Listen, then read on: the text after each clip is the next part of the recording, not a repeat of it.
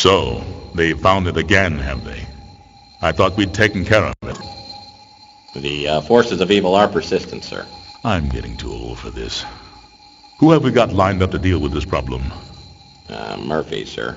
Oh, no, not Murphy. Afraid so, sir. What about Spade or Marlowe? Dead, sir. Isn't there anyone else? Sorry, sir, he's next on the list. Well, I suppose we'll have to make do. Knowing Murphy, he's going to need help. A lot of help. I'll check the archives and get back to you, sir.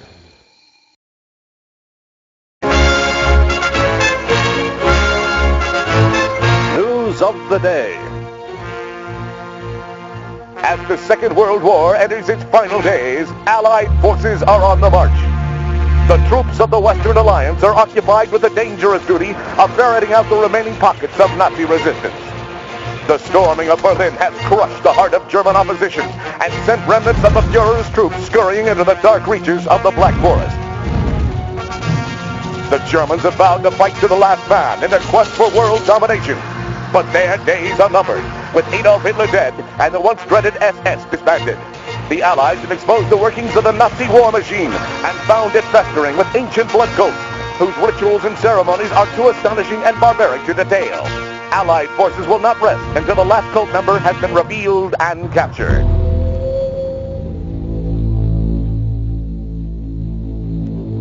No pestilence has ever been so fatal or so hideous. Blood was its avatar and its seal, the redness and horror of blood.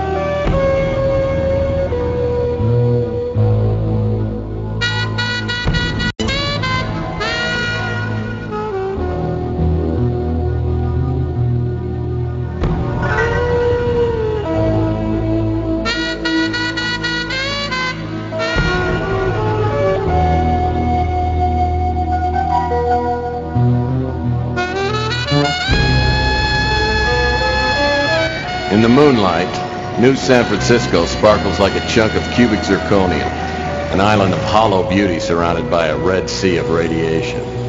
5 million souls drowning in gamma rays. Some lucky people have a natural immunity to genetic mutation caused by the radiation. I'm one of them. Most of them live in the new city, but I don't. I live among the unlucky souls, the mutants and the destitute, and the wreckage of old San Francisco. My name's Tex Murphy. I'm a private detective. At least I used to be. Since my marriage hit the rocks, I haven't done much of anything. I went out tonight for the first time in a week, but all I ended up doing was spending the last of my money on a bottle of cheap bourbon. Now it's past midnight, and I'm staring out of the window of my office on the second floor of the Ritz Hotel. Just like me, the Ritz used to be something. Now it's just another grimy building in a rundown part of town. And I'm almost out of bourbon. My God, Murphy, you look like hell. Really hit bottom, didn't you?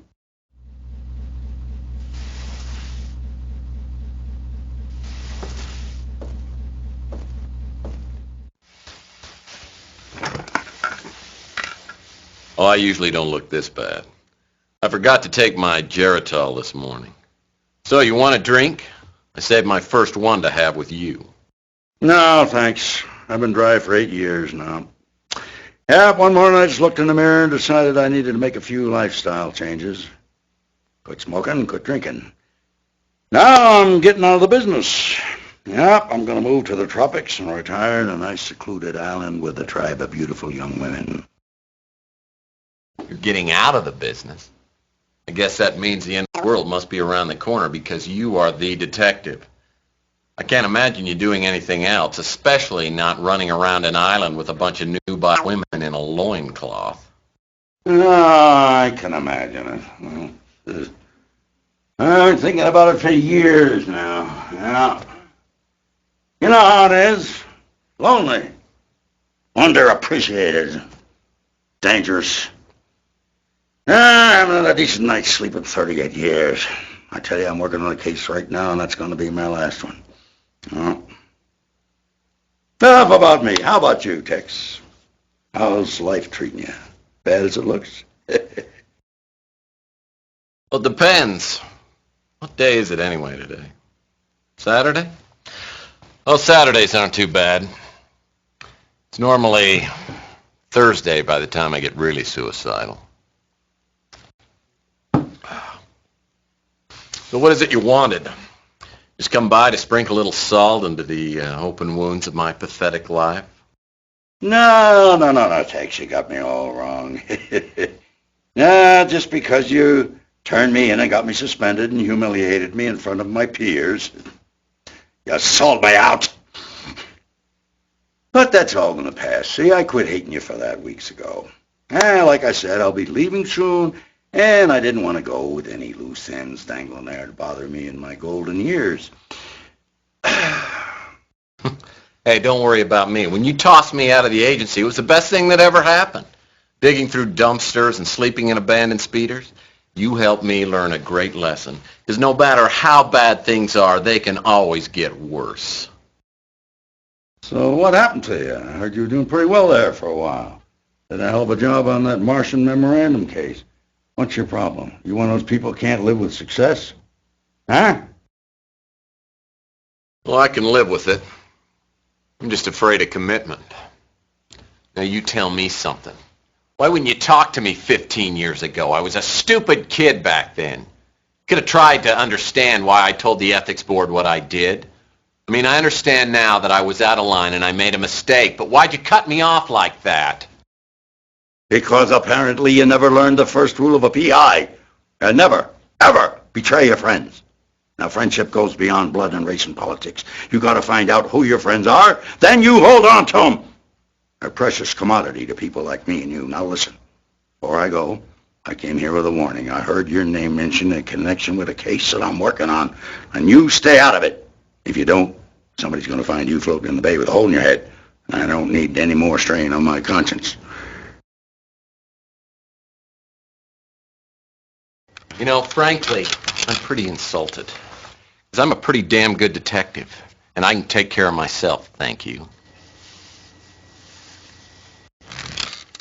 No! Just remember what I said, Tex. Got no idea what kind of people we're dealing with here. Just keep out of my way. I'll send you a postcard.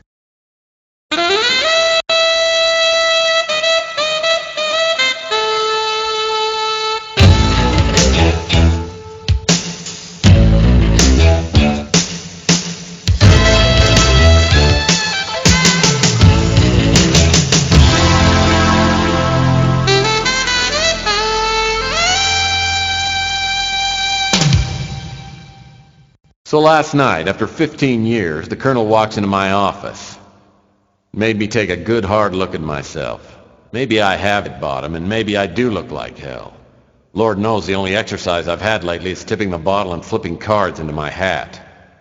I gotta find some work. Contrary to what the colonel might think, I'm as good a detective as he ever was. Now I just gotta prove it. I'm gonna scare up a job today, even if it means finding somebody's lost puppy.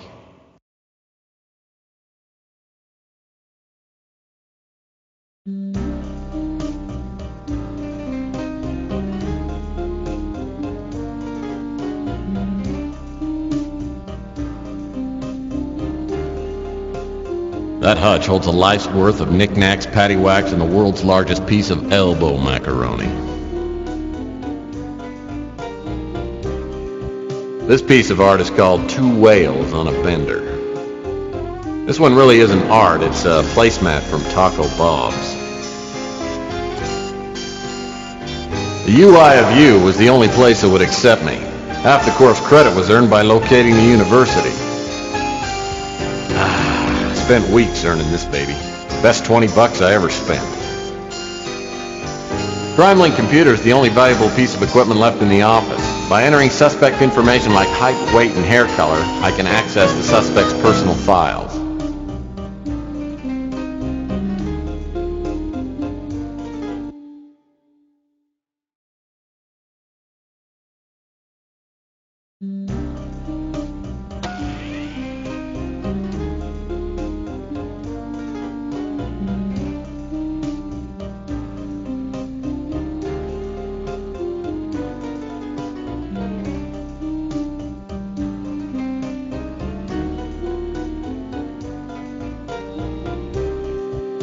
Oh, great. Another incoming message that won't print out. If I don't get a new fax machine, I'll be out of business.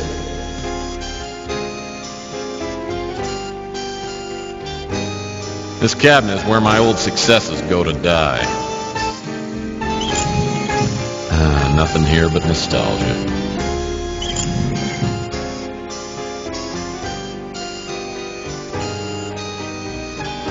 I love my comfy chair. I just wish it wouldn't be so easy to tip over whenever I got drunk.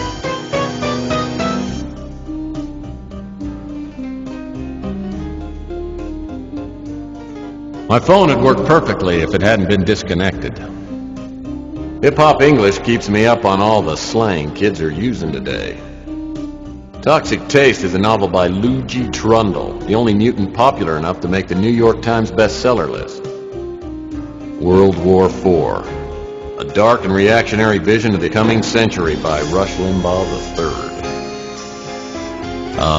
The fabulous Dior lamp. I bought it for 77 cents. I love murder mysteries. To be a fictional detective. Everything would be so much simpler then. Sylvia, my ex-wife. Whenever I think things can't get any worse, I think about her and how she totally screwed up my life. She's a woman who loves a man, any time. I'll never forget the day I came home early and caught her with the upholstery man. Oh, there you are. I just got done with the chair. I'll be sending the bill to your husband. Oh, Rudy, let's not think about my husband right now. I was watching you upholster and you're so big and strong. Do you really think so? Well, yes. God, I've only known you for 10 minutes and I feel like I've known you forever. Oh, yes, look. And look at this muscle. Oh. The way you hold me, Tex never held me like this. Oh, kiss me, Rudy, and set my lips on fire. Okay.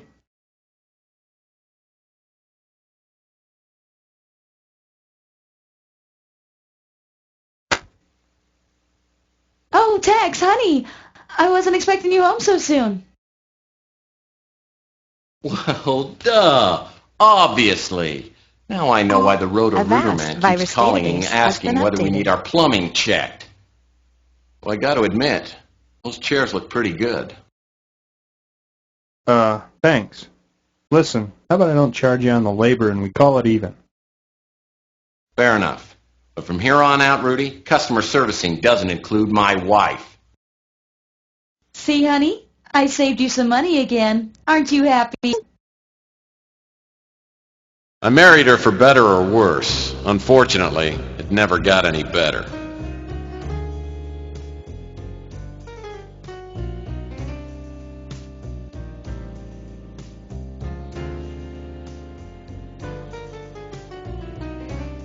Things look pretty slow on the street today. Things look pretty slow.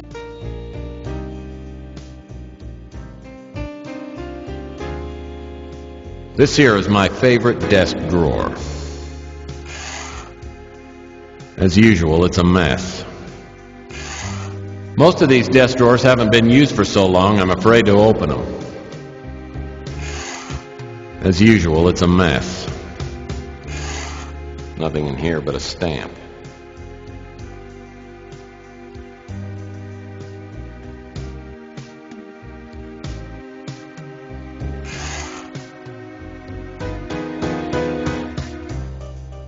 One last $10 stamp waits patiently to be licked and mailed.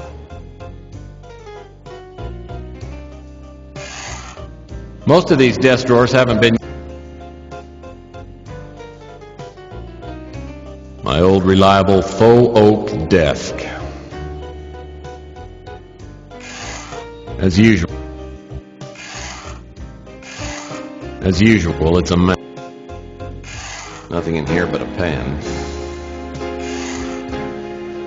This is probably the only writing utensil that works in the whole office.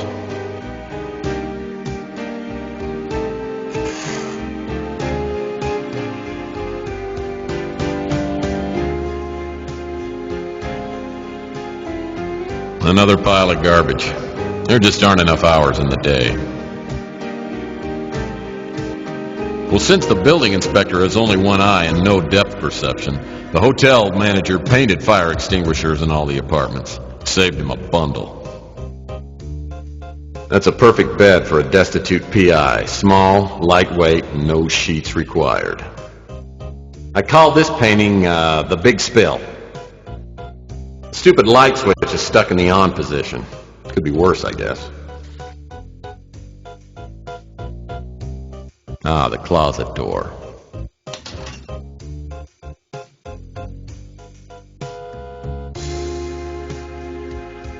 The office was actually a dance studio before I moved in, and Latin dancing is a Murphy family tradition. The dusty credenza I've got serves only one purpose, and that's to keep the dust off the floor. All I've ever needed was a soft felt fedora, a well-tailored overcoat, and a comfy pair of sneakers. Some people know what they like, and they stay with it. Great-great-grandpa Murphy made it through the Depression by teaching cha-cha lessons to rich older women. He made thousands before the authorities found out he had no formal training. My gun. I love it so much! The old trusty sidearm. Been with me since the beginning. You want some of this, huh? Bam, bam! Hey, bam, bam, bam! Bam! Bam, bam! Bam! And you!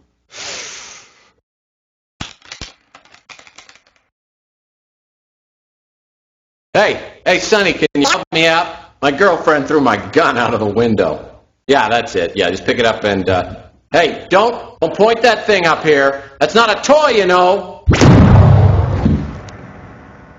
Oh, my hell. No matter how bad things got, I always had my gun. Now I've lost that, too. I have a feeling this is going to be one of those days.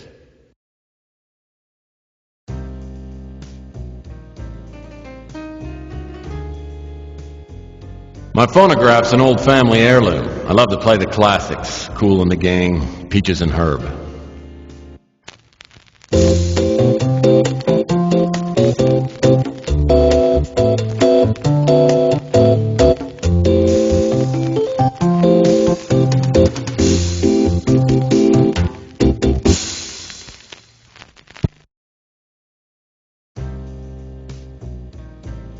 Pure mountain spring water is indispensable, literally. I'm out of paper cups.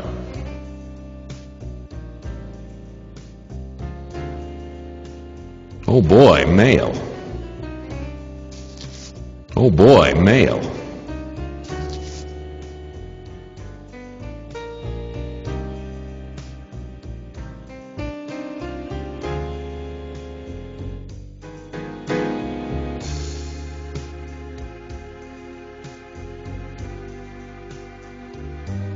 A pre-approved electronic shop credit card application addressed to the previous occupant. Just needs to be signed, stamped, and mailed.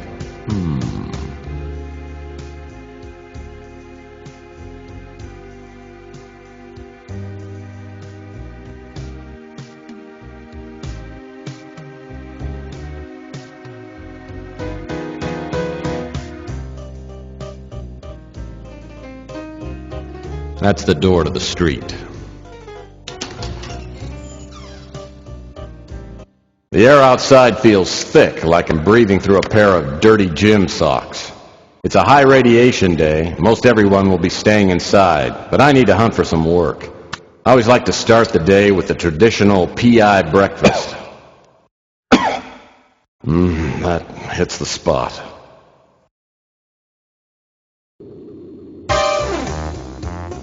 Chelsea runs a first-rate newsstand. Rook Garner runs this pawn shop.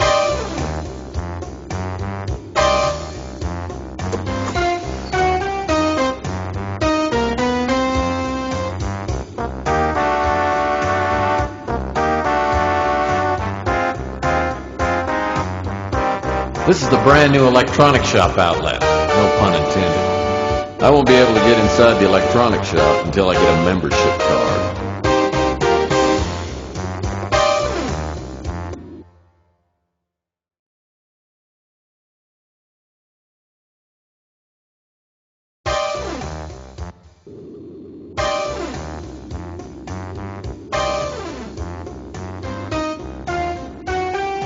I like to stand by these, waiting for a glimpse of Rita.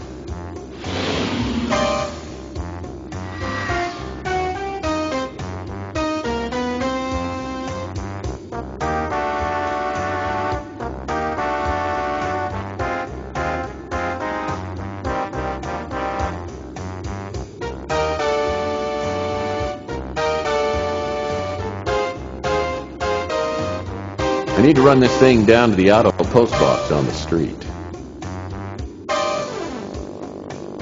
The Postal Service has gotten much faster since the stamp price went to $10. I should get my credit card back tomorrow morning.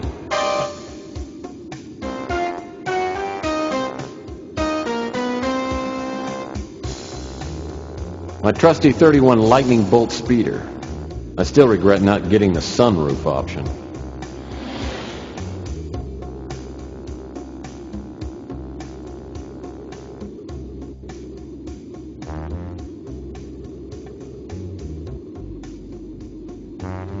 Chelsea keeps a well-stocked selection of magazines. I wish I could afford to buy a couple. Life hasn't been the same since my True Detective subscription ran out. Chelsea's a hot little number. I hear she's a mutant, but it doesn't show. The only weird thing about her is she won't go out with me. Chelsea Bando's the kind that could hold her own with anyone, but she has a way of turning my knees to jelly. She's a mutant just like everyone else in this part of town, but she's a real beauty. Well, hello, stranger.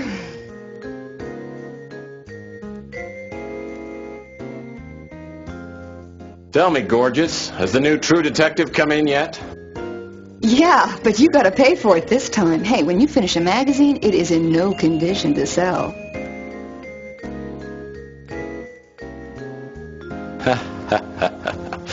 You're a riot, Chelsea. You ought to be doing stand-up. No. Look, I do enough stand-up work right here. So can I help you with something?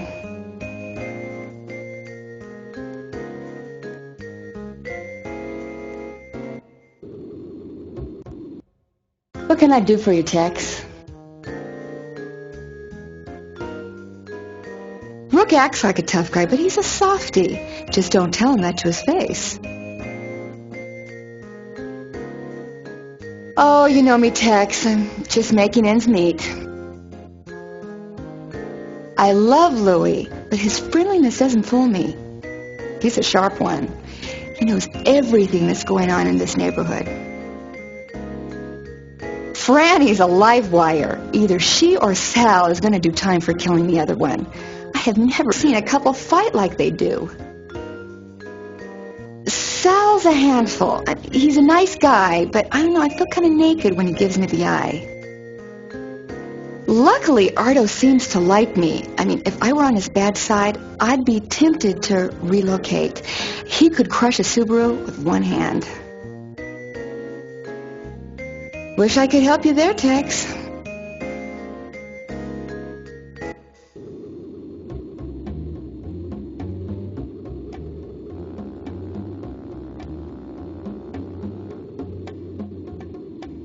Well, this is a section of the Bay City Mirror. It's a weekly newsletter that covers local goings-on written by mutants for mutants. I'd subscribe if they had a comics page.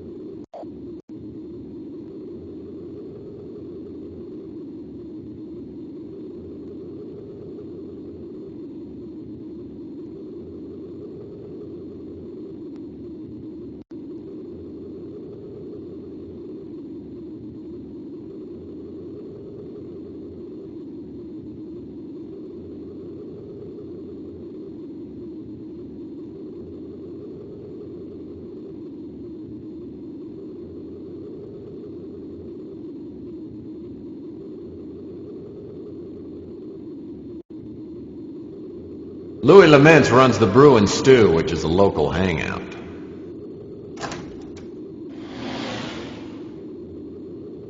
The Brew and Stew is run by Louis Laments, a bloated mutant with a heart bigger than his waistline. Everyone comes to Louis' cafe. So does all the street talk. If something's going on, Louis knows about it. What can I do for you, Mike? About a pitcher of beer and the love of a good woman, Louis. Can't help you with the woman, Mike. Yeah, no problem with the beer, though. Put it on your tab?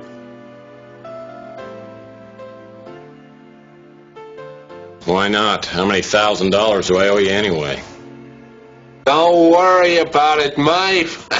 I know you're good for it.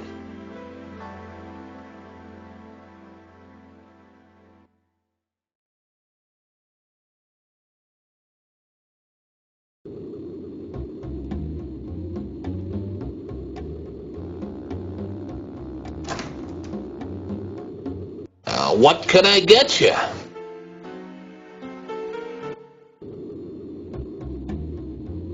Man, there are signs of radioactivity everywhere.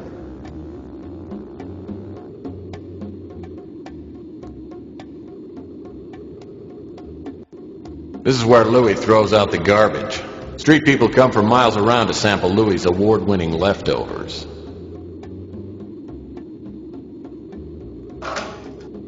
Nothing in here worth taking.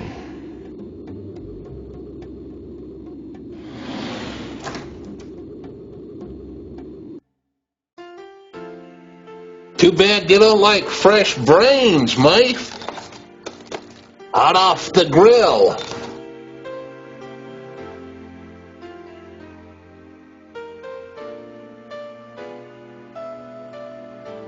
Rook's an ornery old cuss, but me and him are old buddies. We fought in the big war together. He's one person you can trust in these troubled times. Chelsea acts tough, but she has to be with all the scum around. And she's as smart as she is pretty. She knows a lot of what goes on in the shadows of this city. Yeah, things are a little slow, but I'm getting by. Having to lay off some of my kitchen help hurt my pride more than anything. Granny's a fireball. She and Sal opened the pizza place 7 to 8 years ago, and they've been fighting ever since. Sal's a big guy with an appetite for food, wine, and women. He comes by here most every day for lunch. Bardo comes in now and again. Usually orders a couple of steaks and a chocolate milk. His temper's as short as he is tall. And he's only got one oar in the water. A bad combination. Sorry, Mife. Can't help you there. Ever since the crusade started up, the relations between Norns and mutants has gone to pot. I've had rocks thrown through my windows, graffiti sprayed on the bricks outside. There's not much I can do, though. He's one of the few Norns besides you who's eaten here. Seems like a typical cop. A little dim. And not too concerned about what happens in the mutant sections of town.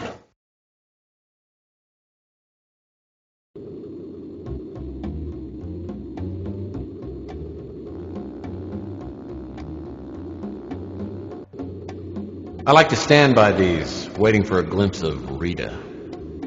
Rook Garner runs this pawn shop.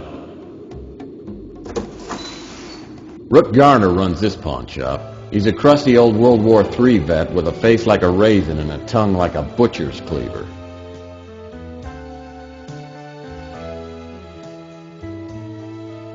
What do you want, Murphy? Is this a bad time for a visit? That depends on whether you're here to help me or to irritate me. Well, I'd like to help you, but irritating you sounds like it'd be more fun. I could really use your help, Murphy. Last night someone broke into my pawn shop. I don't usually have anything of great value, but yesterday I gave out a fair amount of cash for an extremely valuable diamond bracelet.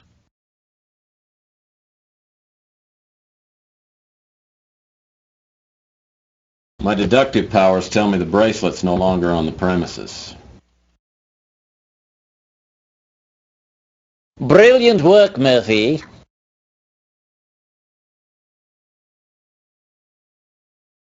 When you're a seasoned PI, you pick up on these things. Now go on. The bracelet was pawned by a young girl named Emma Nimpton. She said she hated to hawk a family heirloom, but had no choice. She said she would reclaim the bracelet in a month. Well, since the bracelet was worth 10 times 8,000 I loaned her, it was a good deal for me. I think you've been played for a sap, Rook. Maybe. She left me a number and I called it this morning, but the line is disconnected.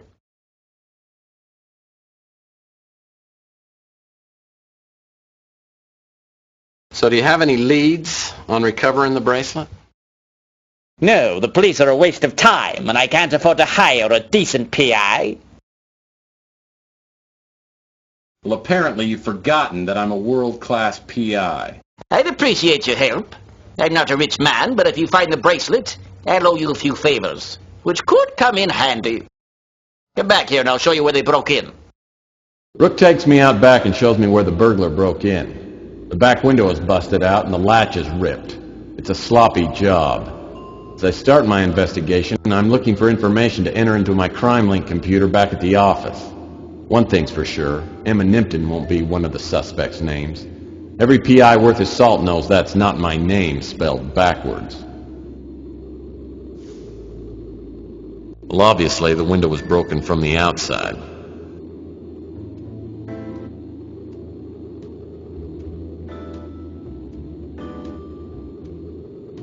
Looks like a shoe print is outlined in that sticky pool of something resembling chocolate.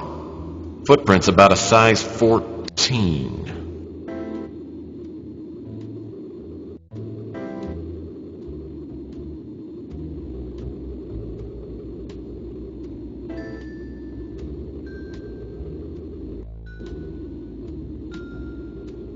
Like Rook always says, you can cut corners here and there, but there's nothing like a quality garbage can. Looks like a key of some kind.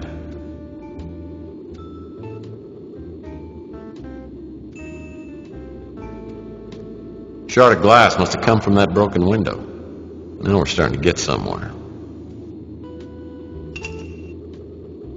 Looks like whoever broke into Rook's window left one of his hairs behind. Apparently our burglar is a carrot top.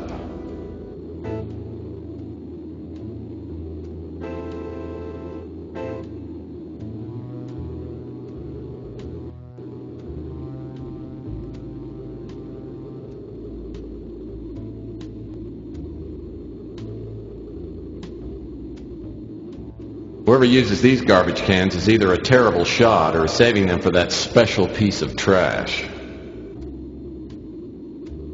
Every time I see yellow-gray water oozing out of a gutter, I just can't help but thirst for a cup of coffee from the brew and stew. I wonder what all these garbage cans are doing around here. Maybe Rook is running a low-rent hostel.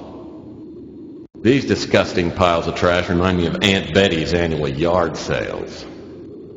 These disgusting piles of trash remind me... Whatever's on the other end of this power box must be out of commission. The gauge is as dead as my love life. The empty bottles of chocolate syrup lying all around this alley all look like they've been licked clean. These are empty jumbo-sized cans of Camel's chunky chocolate soup. Good. The empty bottles of Whoever uses these garbage cans reminds me of playing hoops when I was younger, in the days before my lower vertebrae turned into petrified rock. It's one of those basketballs they used to give away at Weenie World. 10 seconds left. Down by 1. Murphy has the ball. He fakes. He drives. It's a 360. He's fouled. This chain link fence doesn't seem to do much, except separate Rook's ugly half of the alley from Franny's ugly half of the alley.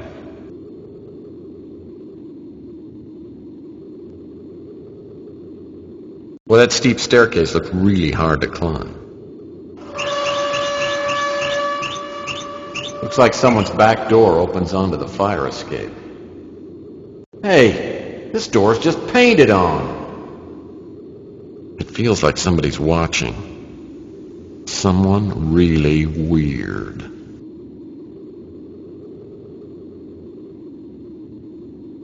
The baby rum wrapper looks like it was left recently. Yep, still warm.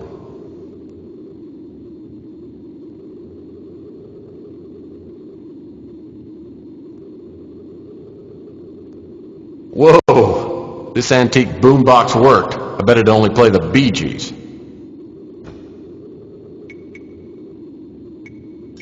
This old relic probably hasn't worked in years. Hey, there are batteries in here. I wonder if these still work. Tingly tongue. Still got juice.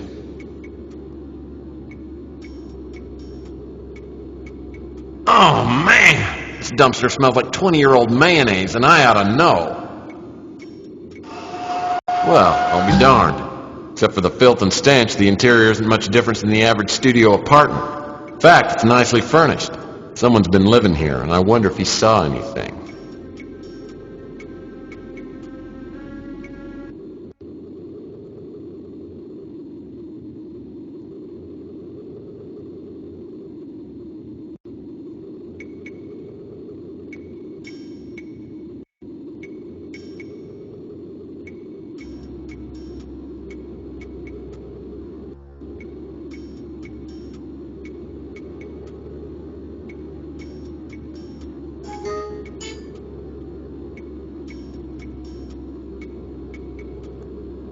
Oh, I would love to see my ex-mother-in-law squeeze through there.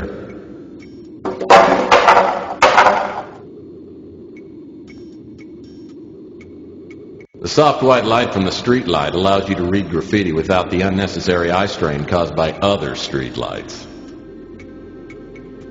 Another billboard advertising cosmetic surgery. It's big business these days. Mutants with money will pay anything to look like norms.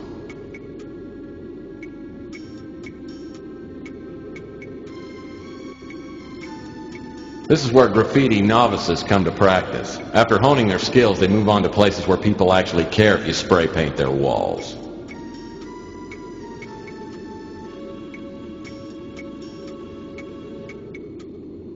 These disgusting piles of trash remind me of Aunt Betty's annual yard sales. Wow, a recyclable paper can. Finally, a glimmer of ecological responsibility. I didn't know Rook cared.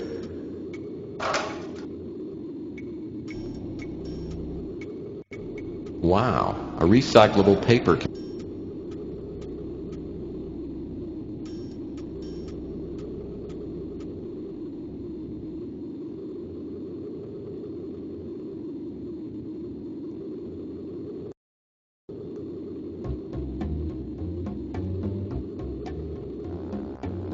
Francesca Lucido makes the spiciest pizza in the city.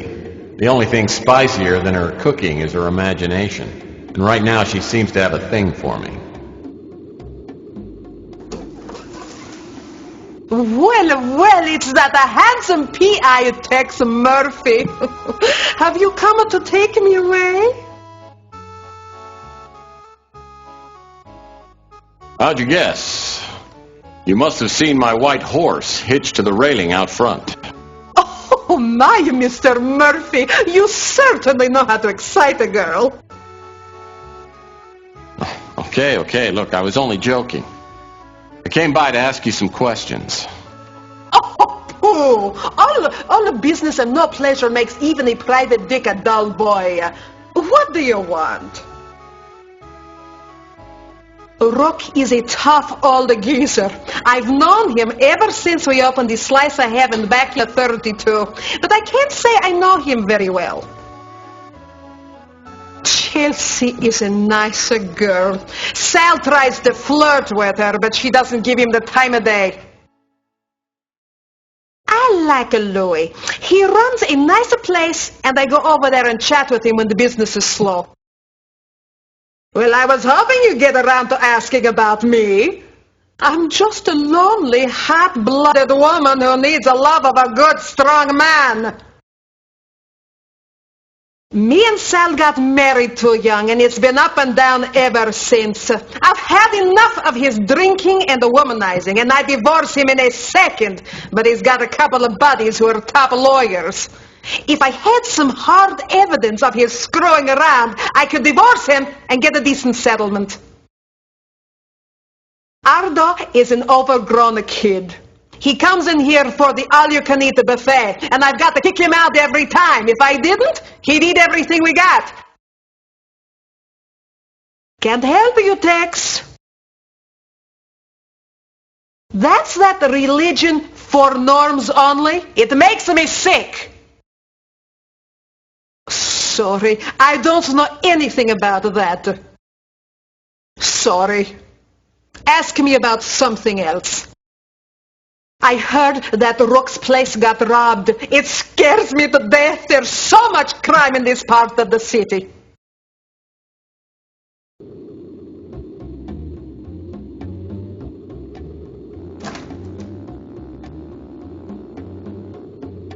Okay, what's on your mind?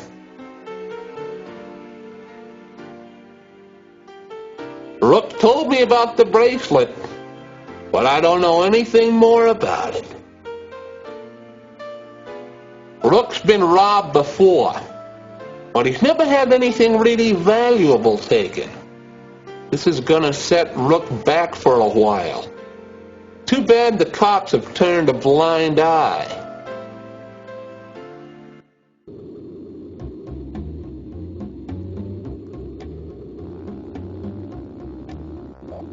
Chelsea's a hot little number. I hear she's a mutant, but... Hi, Tex. How's the investigation going?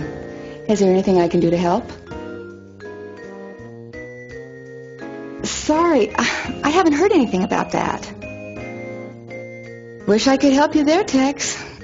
The crusade is big. I mean, much bigger than most people know.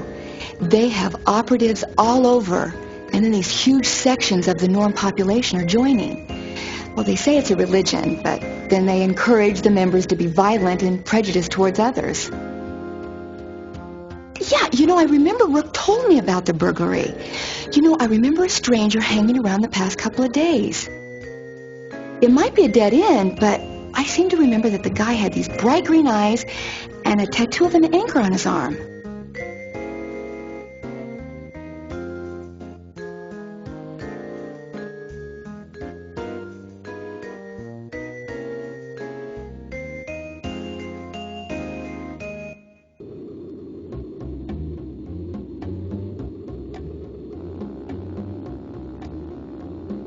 I heard this newspaper box got destroyed right after Chelsea opened her newsstand. Coincidence? These fire hydrants are commonly used by the locals to mark territory in front of their respective business establishments. These signs around here haven't been replaced in at least 50 years. Coit Tower was once a majestic landmark. The wiener stand on the patio at the base of Coit Tower made the best chili dog in town. No one's here right now, though, so I better check back later.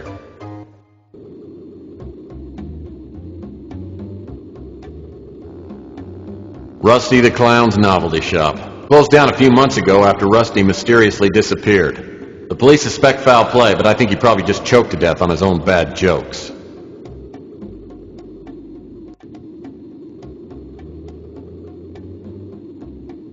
It's all locked up. The only way I'm going to get inside is by using my innate cleverness or ingenuity, or maybe a key. It's all locked up. Looks like someone's locked the door. The Acme Warehouse is the former Snow White dry cleaning building. Nobody's used this place in a while. The Golden Gate Hotel was once known as the Waldorf of the Pacific. Its halls are still sturdy, and the walls have worn well. But there's nobody living inside.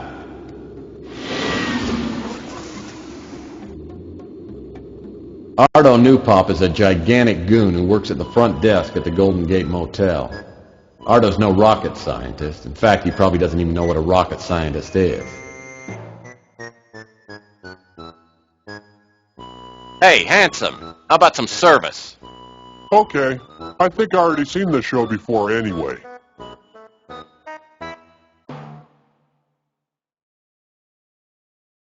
Captain Wallaby, your favorite show? It's my third favorite show. My favorite is the Inspector Burns Fire Safety Show.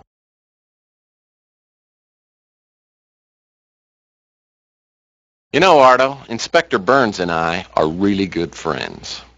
You are? Wow!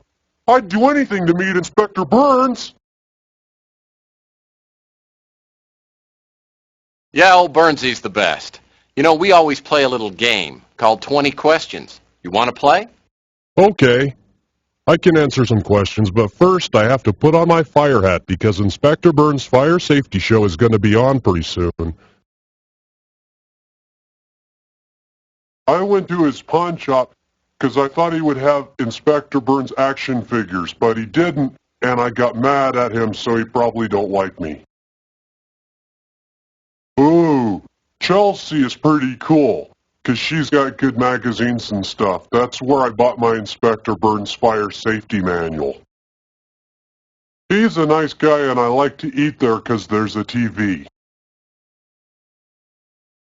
She's the lady who makes the best pizza. I eat at her pizza place all the time 'cause I love it. I don't know what that is. I just want to be like my hero, Inspector Burns, 'cause fire safety is very important. I never heard nothing about that.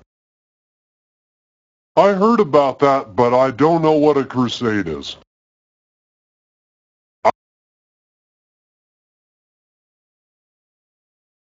I used to watch his TV show, and it was pretty good, but then it stopped. And then he opened a store down the street, and I used to go there and buy stuff, but then it closed.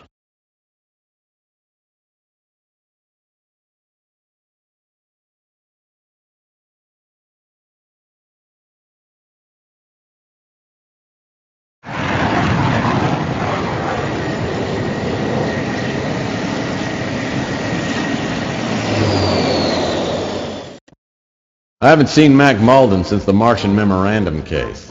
I remember him as a surly, incompetent, fat-nosed cop. As I step into his office, I can see he's changed. His nose is even bigger. Well, if it isn't Tex Murphy.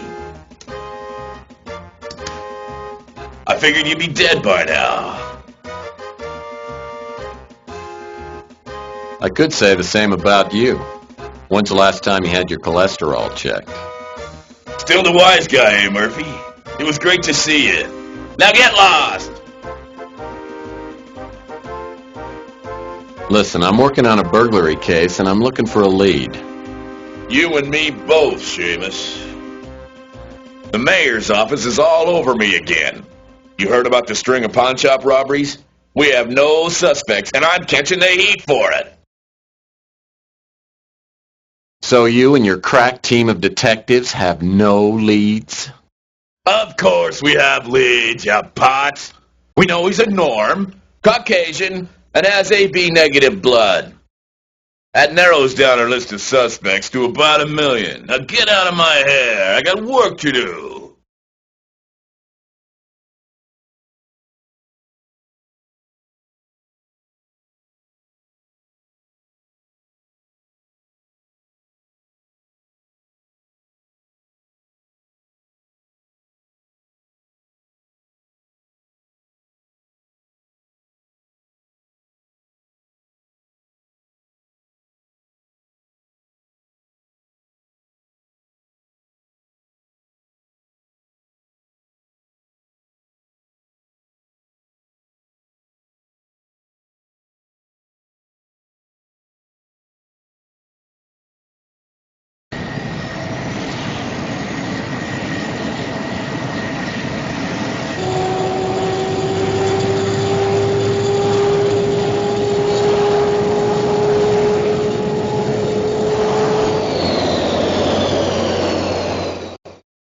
So, Murphy, have you come up with anything yet? I've got some clues, but I need some more information from you. That depends on whether you're here to help me or to irritate me. She's a honey, ain't she? Makes me wish I was 30 years younger. She knows the black market and has helped me make some connections. Louis and I go way back. We ran guns to Ethiopia before World War III, then fought in the same regiment during the war. After the war, Louis opened the Brew and Stew and told me about this shop, which I bought for a song, and then I started my own pawn business. Franny's a hot-blooded gal. She and her husband Sal wake up the neighborhood sometimes with their rows. Sal's a brute. Funny as hell, but he can get pretty bad after a couple of drinks. He and his wife Franny have a real love-hate thing. Makes me glad I never tied the knot. Sal leaves running the pizza joint up to Franny. Strikes me as a village idiot.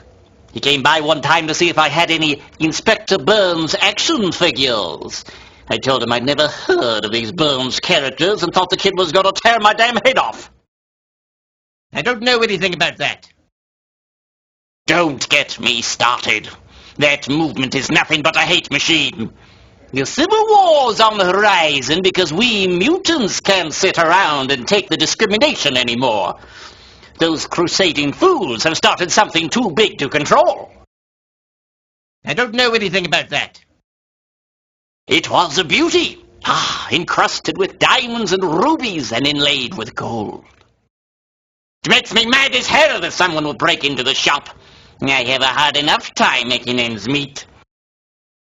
I don't know anything about that.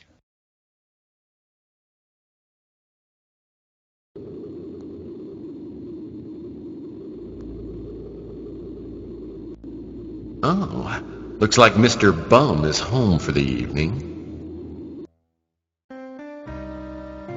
Yeah, what do you want? Looks like you're busy drowning your troubles, my good man.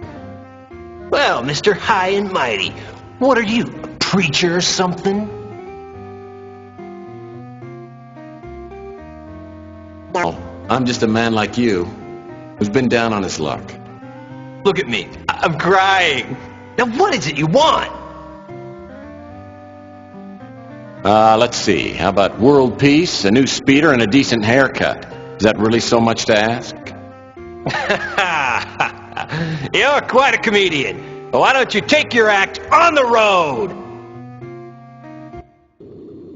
Oh no, not you again.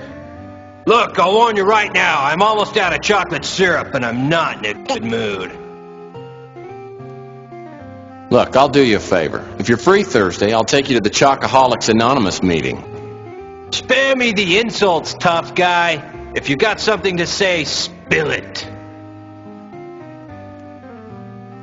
Well, I was just doing a little amateur sleuthing. God, you are a pest! This isn't a good time for a social call, punk.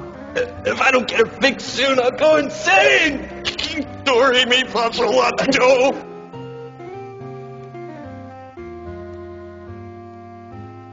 What do you mean, go insane? Seems to me you're already there. How do you get lost before you eat that chocolate-colored hat of yours?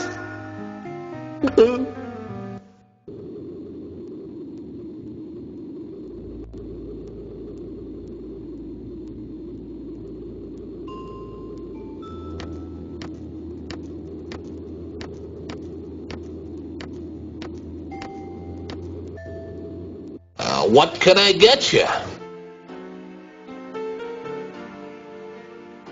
He was a strange one. He had a show on TV for a while. Got pretty popular. Then he quit the show and went into business. He opened up a shop right up the street from here. I guess he wasn't a very good businessman. The shop went out of business within a couple of months. Then Rusty just disappeared. I heard he'd made some enemies in the novelty trade. You want to try a slice of my chocolate pie? I can get you a piece to go if you like.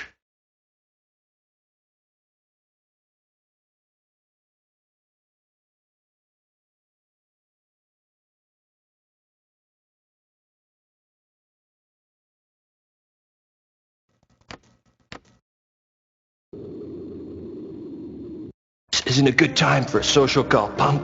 If I don't get it fixed soon, I'll go insane! Story me, Paso. I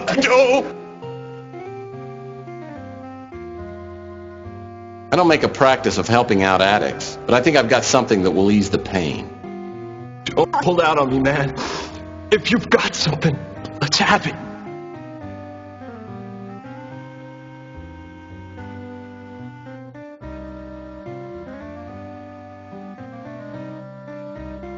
Praise heaven! You brought the ambrosia of life.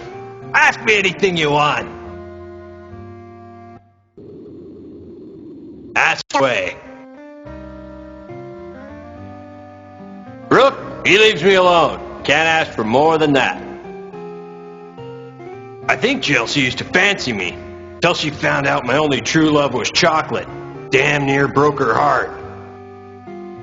Nice guy, good cook. Every National Feed a Bum Day, he brings me one of his award-winning chocolate pies. Ugh. I don't have much to do with her. They don't serve anything with chocolate in it at the pizza joint.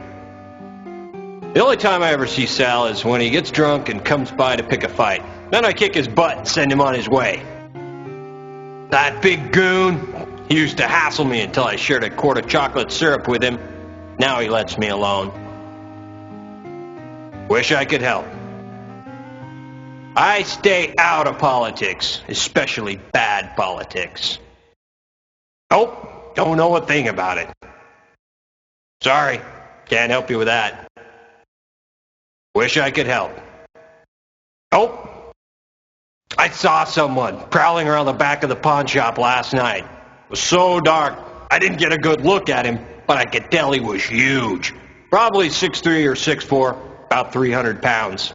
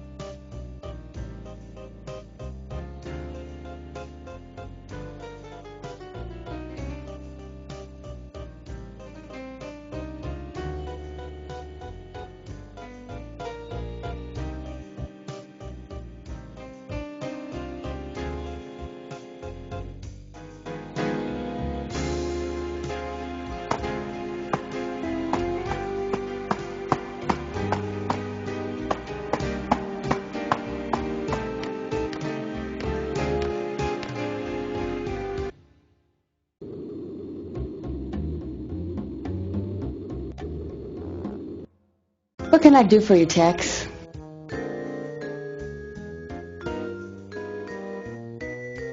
I remember Rusty. He had a kid show on TV when I was young. I hated the show. That clown makeup always scared me. Sorry, I haven't heard anything about that. Oh yeah, I know Beak. If you want to talk to him, you might try hanging out around Coit Tower.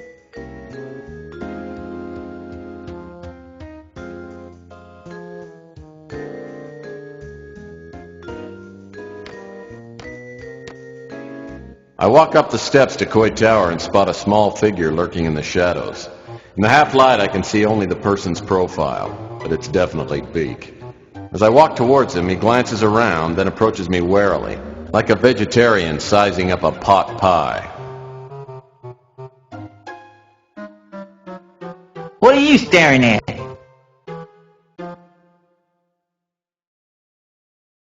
You must be Beak Nerys.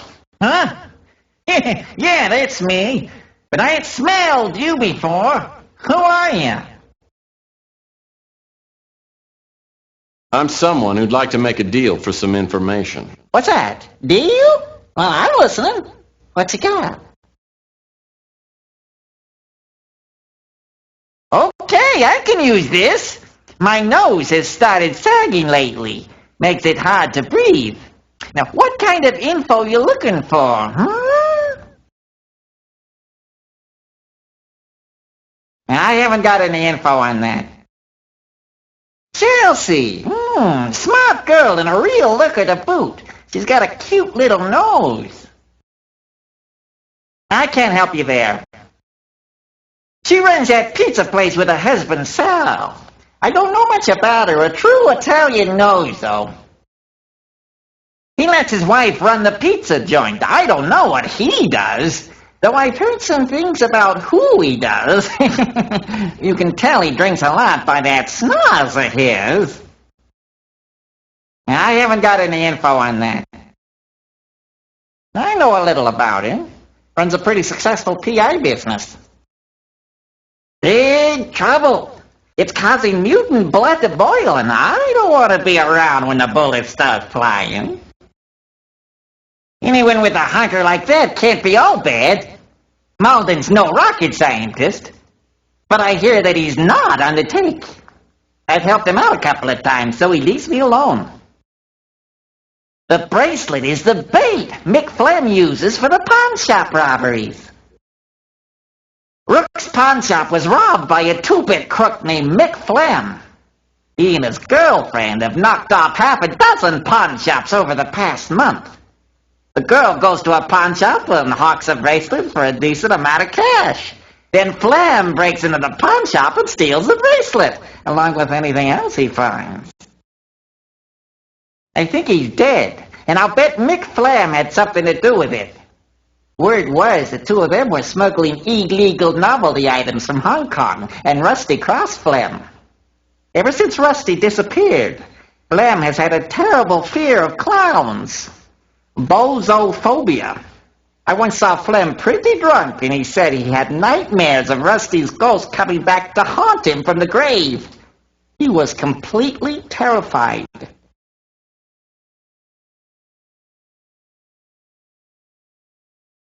I think he's dead, and I'll bet Mick Flem had something. Mick Flem's rap sheet would take a day to read. He's a fat scum, and he's an idiot to boot. That's why he's always getting caught. He's been busted for burglary, mail fraud, arson, you name it.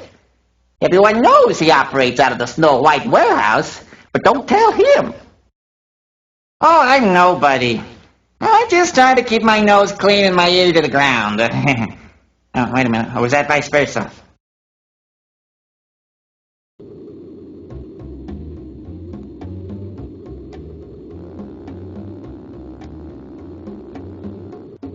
Looks like a welcome mat, but when it's on the doorstep of a novelty shop, you can never be too careful. Whoa, a key.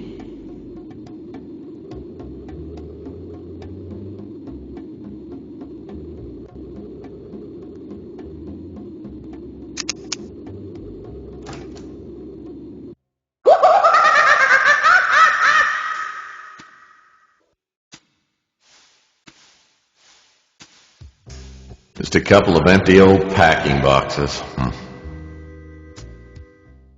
Rusty, the clown from hell. No wonder this place went under. Probably scared off all his business. Ooh, a small nozzle. Probably a helium dispenser used for filling balloons.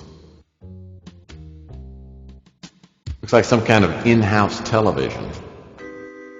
Hi, kids. It's me, Inspector Burns. And as we all know, fire can be our friend, but fire can be our foe.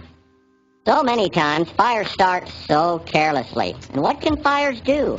Fires burn you. Never, never light matches. No, no, no. Fire is dangerous. Fire made me look like this. Do you want to look like me? No, no, no. Don't look like Inspector Burns. Don't play with matches. Inspector Burns. I always thought he was a freak, but the kids love him. So does Ardo. Cool. A plastic dart crossbow. It'll make a nice addition to my non-violent weapon collection.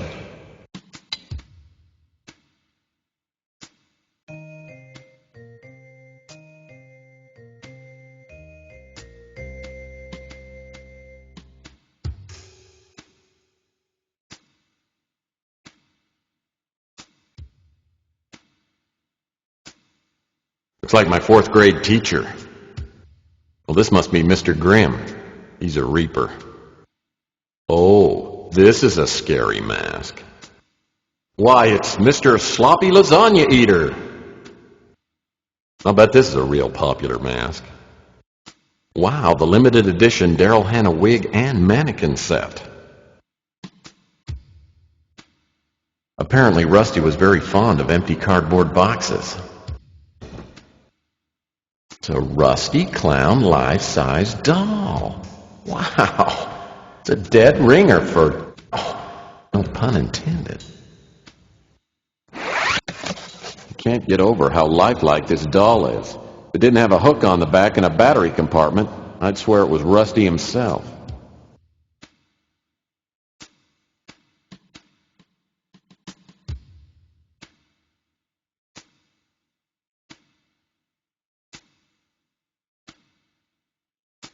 Whoa! For a second there, I thought someone had decapitated Inspector Burns and left his head on the floor. What a great mask.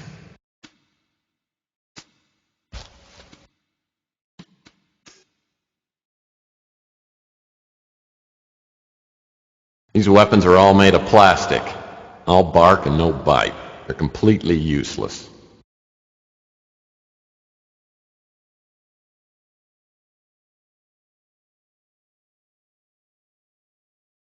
Well, I have no idea what I'd ever do with a stacking ring, but what the heck.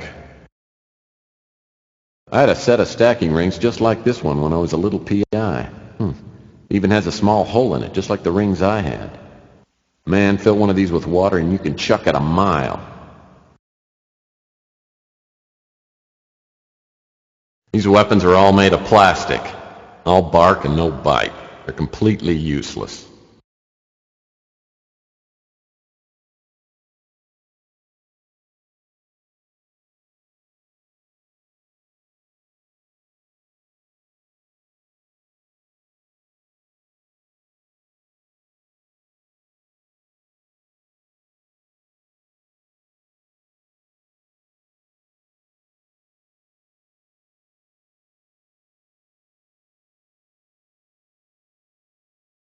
These weapons are all made of plastic.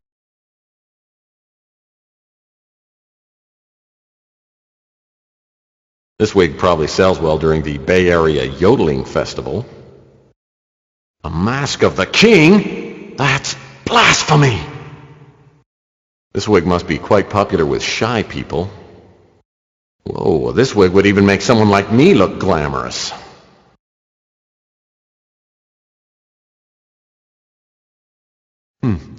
Maybe this key fits in that employees only door.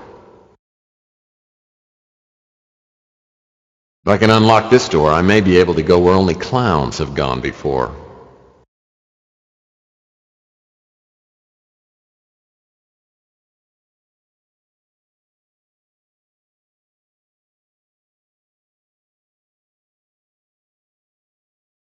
If I can unlock this door, I may be able to go...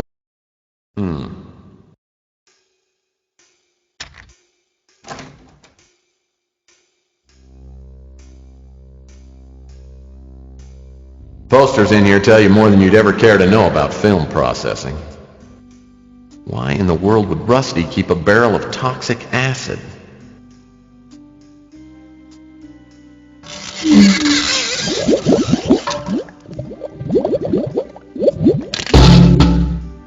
Oh, Lordy. Well, this is where Rusty ended up. What a way to go. I'm willing to bet he didn't crawl in here on his own. Someone murdered him.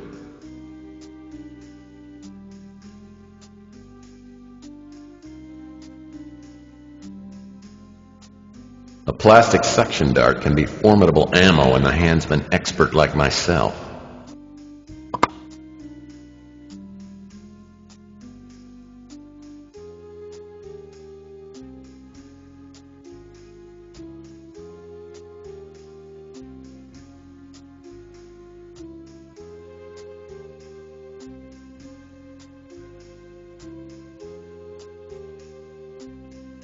The sink must have been used for developing photos. Not much use for it now since all the developing equipment's gone.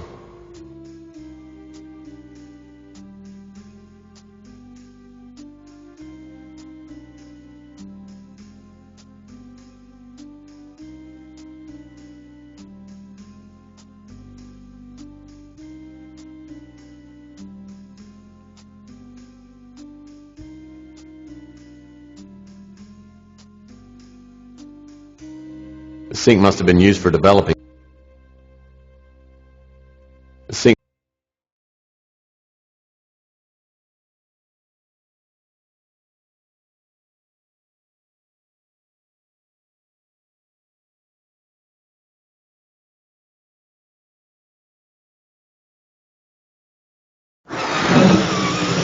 Portable helium. Just undo the knot and breathe deeply.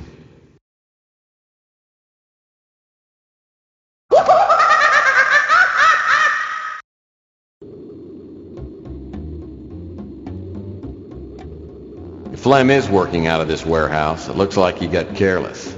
The door's unlocked.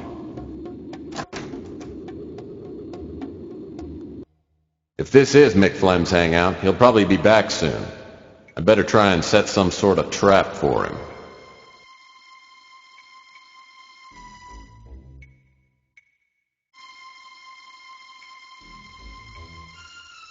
Ooh, this barrel smells like it shouldn't be opened. I'll have to remember this stack of 2x4s when I get around to building some furniture for my office. These large doors look like they haven't been opened since my last date. This table and the bottle on it aren't dusty like everything else here. Someone's used this recently. I don't think I'll move any of these pallets because they look like big slivers waiting to happen. Well, this is actually a storage compartment. Looks like it requires a special combination key. I don't think I'll...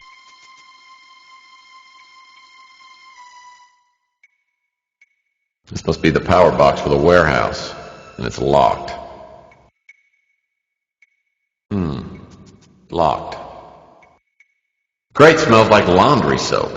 Crate in front on the floor seems to be partially open. Apparently some fireman dropped off his uniform to be cleaned and forgot to pick it up.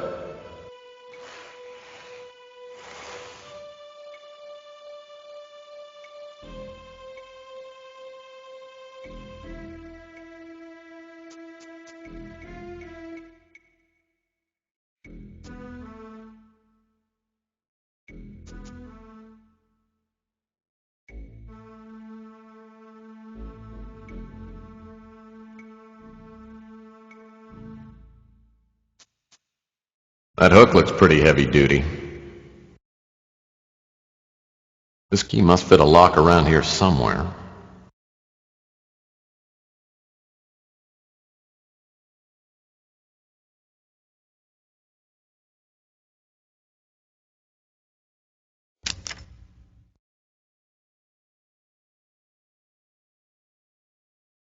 Hopefully this isn't a self-destruct lever. The sound is coming from up on the landing. Looks like the on-off switch controls a pulley hook. It's running back and forth along a track.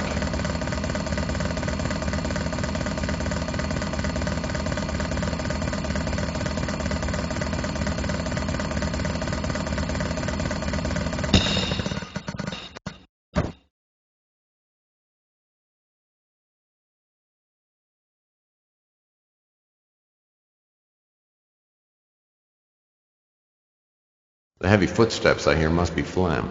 Luckily, my rusty trap's all set. I'll need to find a hiding place as close as possible to the pulley control box. When Flem least expects it, I'll throw the pulley lever and bring Rusty back from the dead.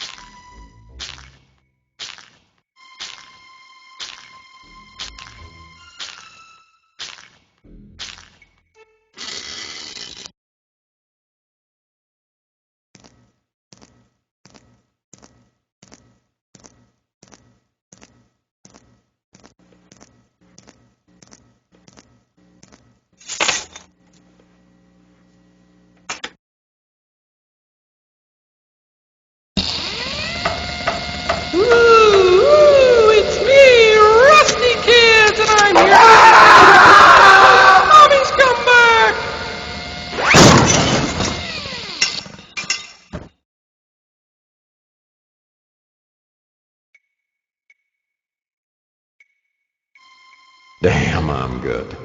This has to be Rook's bracelet.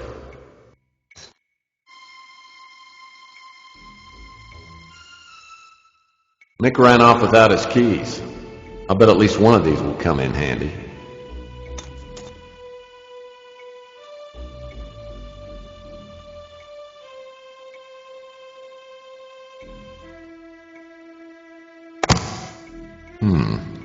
A locked box within a locked box. It must contain something worth having. The strong box is too sturdy to break open. I'll need the key. The strong...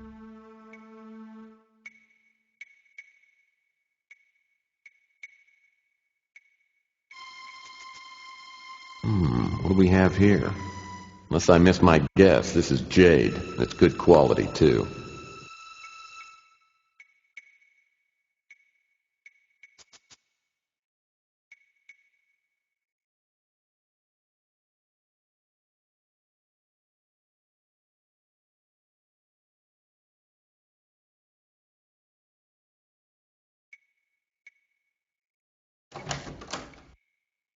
I'm telling you, it's impossible. It can't be done. I've tried everything. The prophecy is very clear. We can't go on until this step is completed. Surely your unique skills give you opportunity? My ability has gotten us nowhere. Capricorn got there before me. They're always one step ahead of me. It's like they can read my mind. We can't let them stop us. Maybe we can use your skills on someone else. I've made inquiries. And if he hasn't gotten himself killed, maybe he's just what we need. Murphy. Tex Murphy.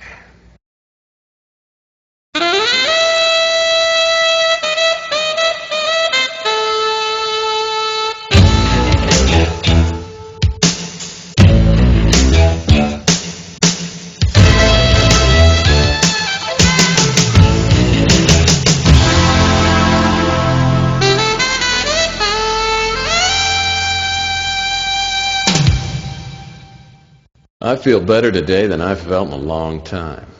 Boy, did I stun Rook when I walked in and handed him that bracelet. Okay, so getting the bracelet back doesn't make me Detective of the Year, but it does stimulate the confidence glands.